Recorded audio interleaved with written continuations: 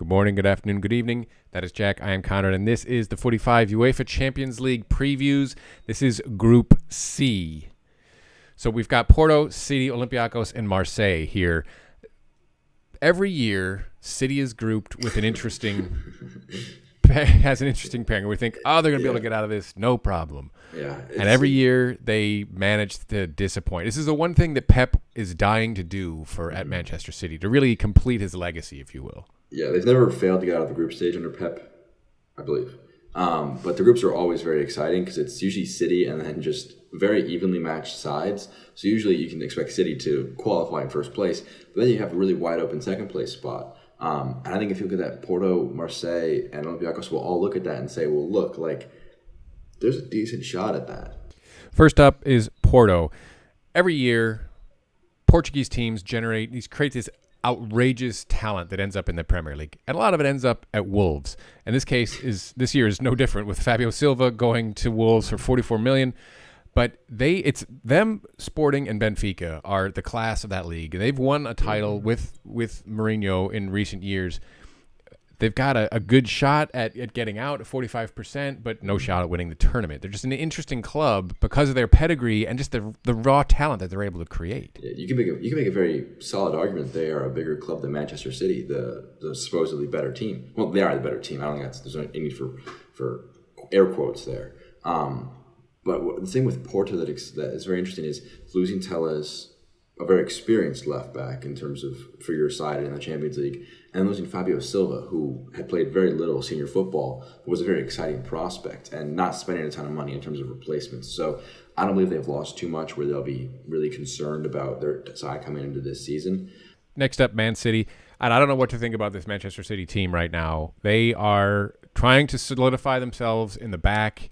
They've gotten Aguero back as their starting striker, and he made immediate dividends in the weekend.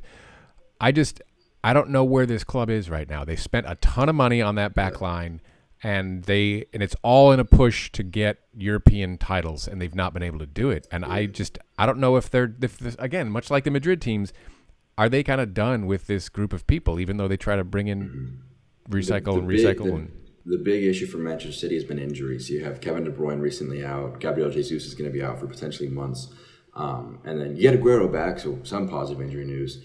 But City has just had a constant turnover, as well as Laporte missing that game against Arsenal on the weekend. So there are obviously a lot of questions, but I think this is the year for Manchester City. You have to win it this year. The amount of money you have spent on your entire squad, you've spent a comparable amount on your defense than a lot of countries will spend on their national defense.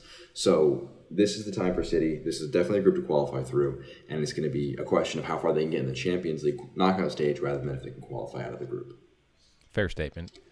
Olympiacos up next, first in the Super League in Greece, scoring 74 goals, only conceding 16. Very stingy. Again, much like we talked about with Shakhtar, not playing at the same level of talent as some of these other clubs up and down the league, but still, they're there. They've got a shot. And in this group, they've got a chance at qualifying to get out.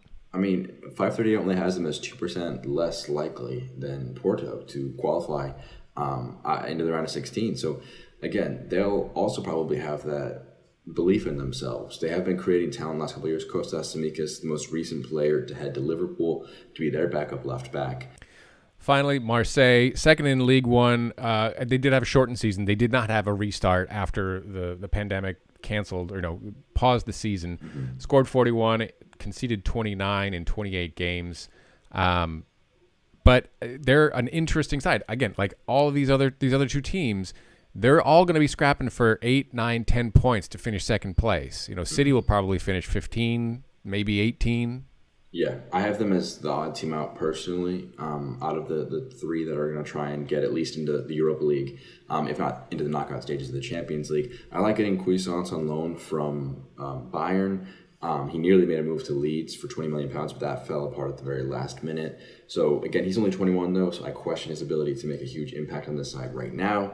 And it's going to be a question of can they translate last season's really good results into this season. Well, looking at the way we have the table finishing out, it couldn't be any more distinct, just completely different. We both obviously got City class of the group, but then I've got Olympiacos in fourth. You've got them in second.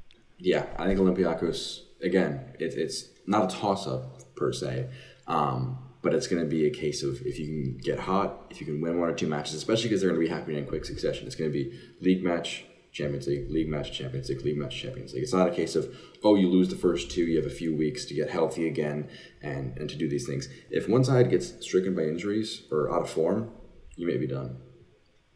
Before the tournament's even really started because of the compressed schedule. It's crazy. Well, that'll do it for us for our look at the UEFA Champions League for 2020-2021. That is Jack. I am Connor. This has been the Footy 5. Please do give us a subscribe, and let us know what you think in the comments section. As always, look for us on the Twitter at the Footy 5. Take care now.